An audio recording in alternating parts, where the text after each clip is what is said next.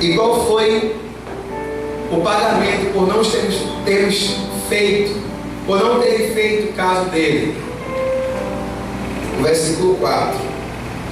Verdadeiramente ele tomou sobre si as nossas enfermidades e as nossas dores levou sobre si. E nós o reputamos por aflito, ferido de Deus e oprimido.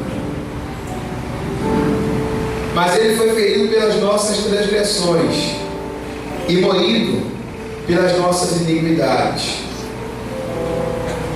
O castigo que nos traz a paz estava sobre ele, e pelas suas pisaduras fomos sarados. Às vezes a gente serve a Cristo e a gente não tem sequer uma noção da dimensão do amor dele. Você sabe que você tem esse título de cristão por causa dele. Você é um seguidor de Cristo. E como seguidor de Cristo, que é o nosso mestre, nós precisamos refletir a imagem dele. Nós precisamos ser representantes de Cristo aqui nessa terra, seguindo os princípios que ele nos deixou. E o que foi que ele nos deixou? Qual foi o legado de Deus para a humanidade? Enquanto os homens viravam as costas para ele, enquanto os homens o perseguiam, ele amava os homens e morria por todos na cruz do Calvário. Sabe aqueles que estavam gritando no momento em que Jesus estava sendo julgado e diziam: soltem Barrabás, crucifiquem a Cristo. Sabe o que foi que Jesus fez por eles? Morreu na cruz. Sabe o que foi que Jesus fez por aqueles que eram seus carrascos? Morreu por eles também. Aqueles que cuspiam na face dele, aqueles que diziam: desce daí, se tu és de fato filho de Deus, tu diz que é filho de Deus, desce, e nós vamos te servir. Salvou a tantos, mas não salva a ele mesmo. Que mestre é esse? A humanidade não entendia, mas estava dito que isso deveria acontecer. Jesus veio para pagar a penitência dos nossos pecados, e ele foi até o fim. Você lembra o que foi que ele disse quando ele estava no Monte das Oliveiras orando? Ele disse: a minha alma está angustiada até a morte. Sabe o que é que Jesus estava dizendo ali? Que ele estava muito triste. Partindo da origem, a coisa é um pouquinho mais pesada. Jesus estava aterrorizado com a situação que haveria de passar. Quando a gente compara Jesus estando prestes a morrer com outros mártires que morreram por ele, é como se a gente enxergasse nos mártires pessoas vitoriosas e em Cristo um derrotado, porque ele estava com medo, apavorado, aterrorizado com aquilo que haveria de passar. E por que tanto pavor? Por que que o terror invadia ele naquele momento? Porque foi que na oração ele disse: Pai, se for possível, passa de mim este cálice. Por que foi que ele disse isso? Será que Jesus naquele momento estava dizendo a Deus: Deus, Pai, eu não quero ser chicoteado? Será que Jesus estava dizendo: eu não quero ser cuspido? Será que Jesus estava dizendo: eu não quero ter a minha cabeça furada por espinhos, eu não quero isso, eu não quero ter as minhas mãos cravadas nem os meus pés, eu não quero morrer na cruz? Se for possível, passe de mim este cálice. Será que Jesus estava orando por isso?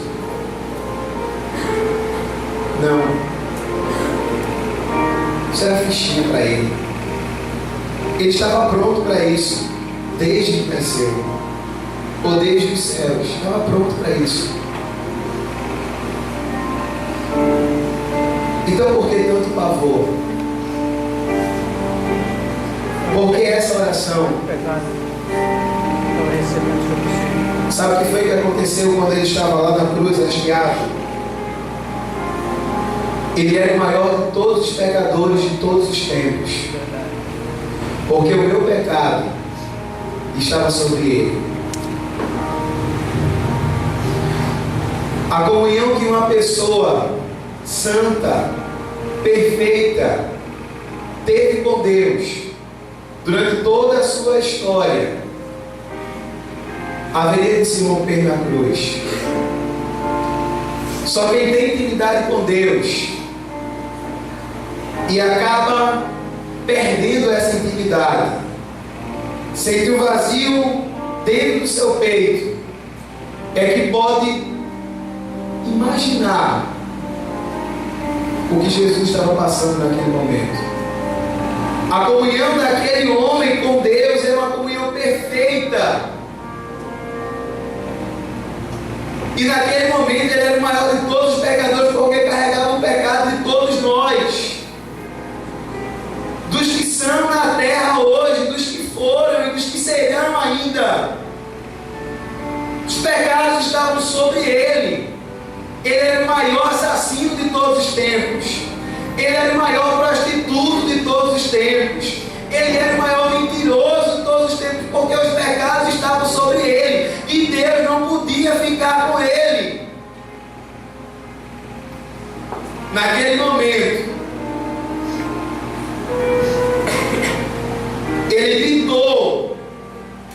E ele disse: Deus meu, por que tem me desamparado? Eu estava pronto para tudo, mas não tinha como estar pronto para ficar só.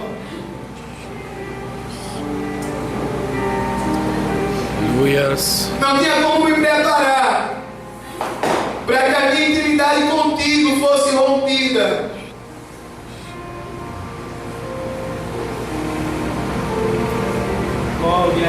Fomos nós que fizemos aquilo. Sabe o que foi que ele disse quando estava lá para os homens que estavam lá embaixo zombando dele? Pai, perdoa-lhes, eles não sabem o que fazem. Você está começando a entender um pouquinho melhor o tamanho do amor do nosso Jesus?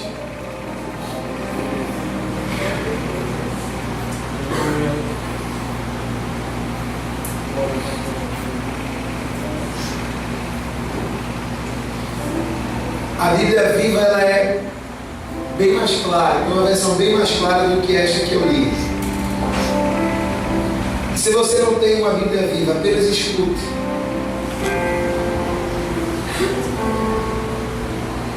Quem creu naquilo que nós anunciamos, e a quem foi revelado o poder do Senhor, aos olhos de Deus, ele era um pequeno ramo brotando de uma raiz em terra seca, mas para nós ele não tinha beleza alguma.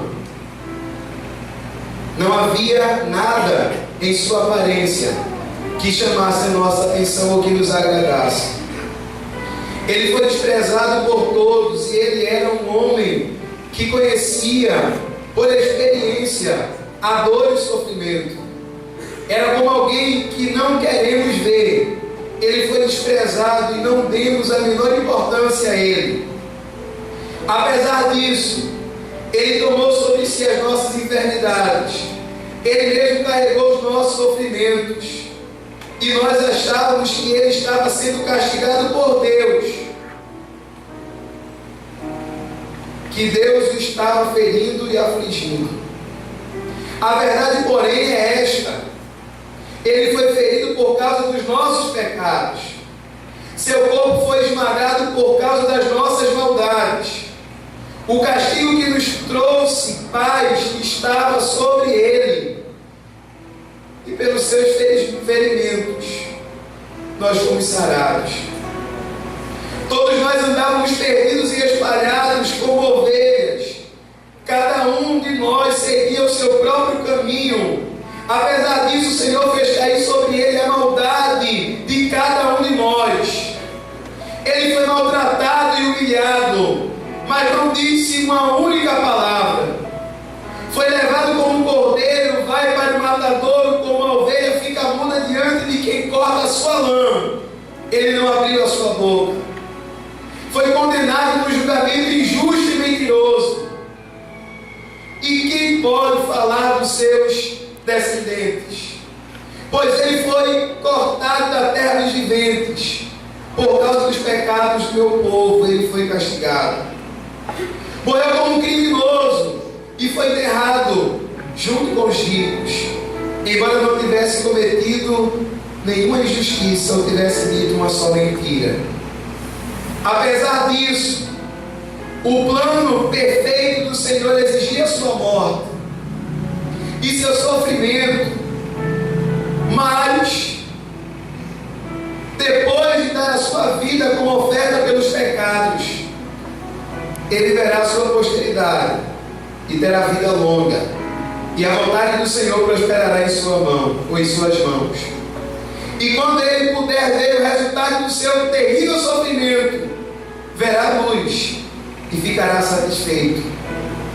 Através de tudo que passou, o meu servo, o justo, fará que muitos se tornem justos diante de mim, porque ele mesmo levará sobre si os pecados deles.